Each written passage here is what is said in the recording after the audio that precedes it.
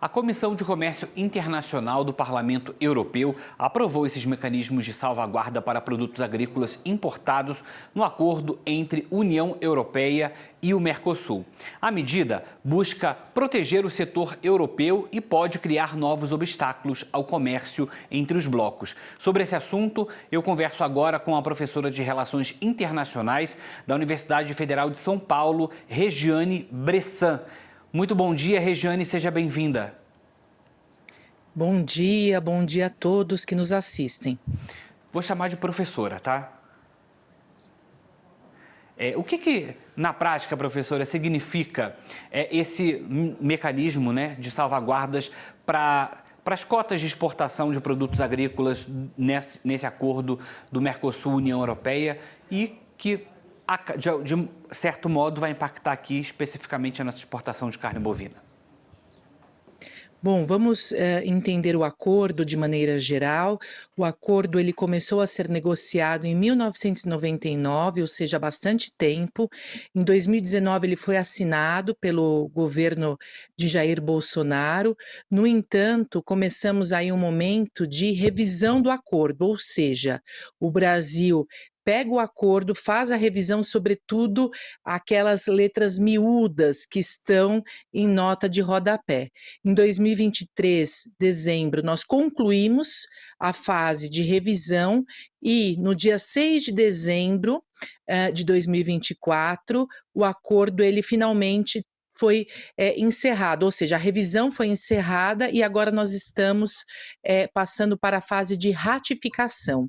O que acontece? A União Europeia tem muita resistência em relação à área agrícola por conta da política agrícola comum europeia. É uma das políticas mais fortes da integração europeia, ela remonta ainda aos anos 60, 70 e por muitos anos ela obtinha a maior parte dos recursos e investimentos da União Europeia, ou seja, para proteger a agricultura familiar, o agronegócio europeu. No entanto, eles já passaram por reformas importantes, significativas, a partir de 2007, sobretudo, para colocar o mercado europeu na competitividade global. No entanto, nós ainda temos o quê?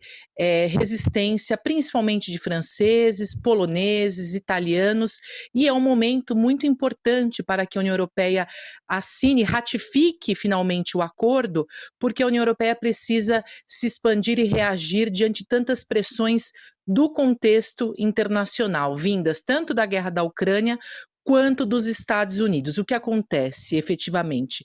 A União Europeia precisa ampliar a sua área de influência geopolítica e por isso o acordo ele se tornou tão viável nesse último ano para o lado europeu.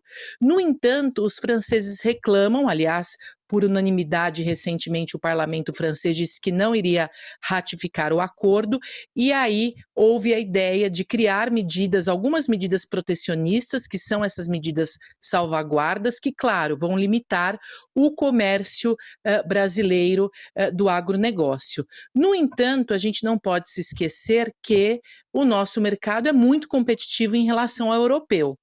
Daí o temor deles. Assim, certamente agora o governo brasileiro vai avaliar essas medidas protecionistas para entender se até o dia 20 de dezembro vale a pena ratificar o acordo com as novas medidas impostas que não estavam previstas no momento da revisão do acordo. Nesse momento que o Brasil tem essa possibilidade, né, de fazer essa ratificação ou não, qual a possibilidade aí do Brasil resistir, né, ou conseguir impedir a inclusão desse mecanismo de salvaguarda no texto final do acordo, né, dado que a gente tem assim, um aparente consenso no Comitê de Comércio Internacional do Parlamento Europeu? Como é que fica essa situação? A gente tem dito, né, que a próxima reunião está marcada para o dia 20, a gente também já trouxe aqui que o presidente Lula estava tentando adiar essa reunião para 2026 para tentar fazer a assinatura do acordo ainda na presidência do Brasil. Existe essa possibilidade do Brasil, né, tentar fazer, né, de alguma forma essa resistência?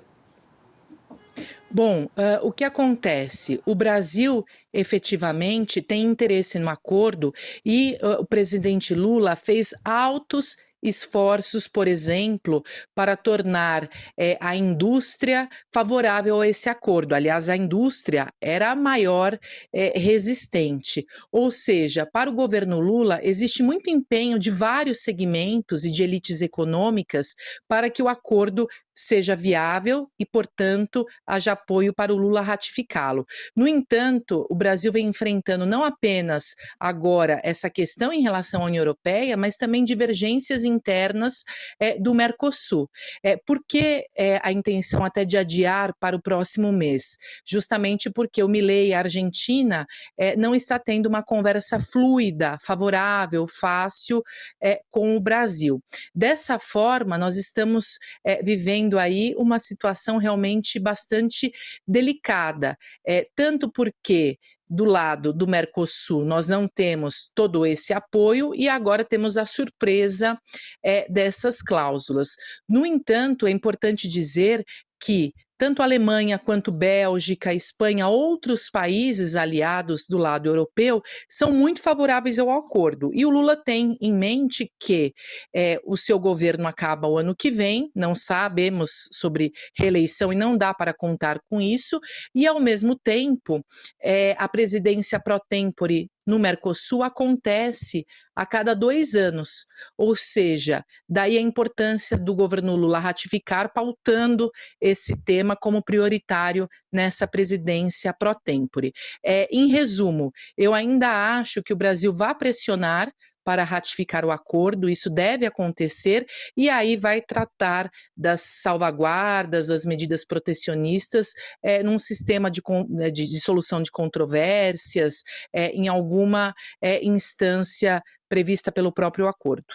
A gente tem visto bastante, né, o lobby de países como a França e a Irlanda, que inclusive recentemente, no início do mês agora, novamente veio com aquela história dos hormônios na nossa carne, né? Então, assim, isso volta. Ano passado, nas vésperas também da assinatura do acordo, esse assunto, né, veio à tona. A gente sabe que é preciso, né, que o Conselho Europeu precisa aí de 55% dos países para fazer a aprovação desse acordo. Então, assim, com esse lobby da França e da Irlanda, né, isso seria suficiente para bloquear essa aprovação? Ou como você trouxe, né, talvez a gente tenha mais países europeus a favor do acordo e essa pressão, de alguma forma, vai fazer, né, jus aí, e a Irlanda, a França e esses outros países, né, a Polônia, que está resistente, pode dar um passo para trás?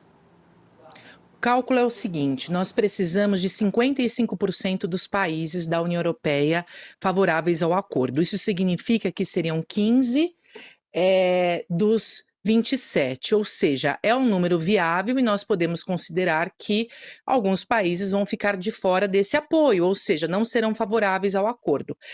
No entanto, esses 55% eles têm que somar 65% da população do bloco, ou seja, é uma conta um pouco mais complexa, porque nós precisamos também considerar o número da população desses países.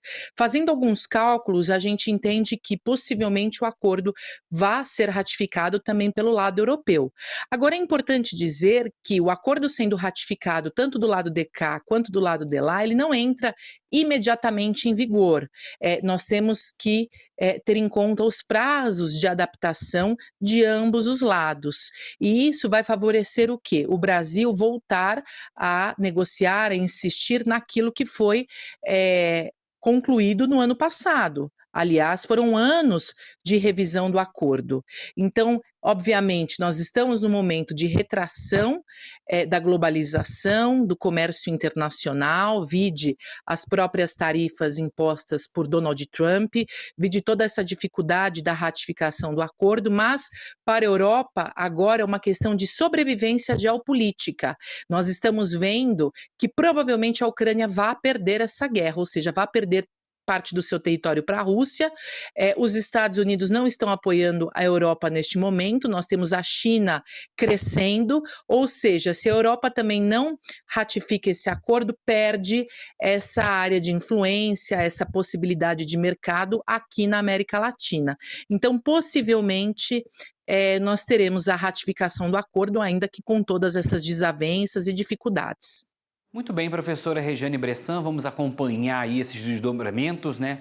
A gente está aí chegando próximo desse 20 de dezembro, a gente espera que finalmente esse acordo seja assinado e os trâmites todos, né, sirva para todos. Muito obrigado aí pela participação, pela entrevista aqui no Agromanhã. Eu agradeço a oportunidade, fico à disposição, um abraço a todos. Muito obrigado.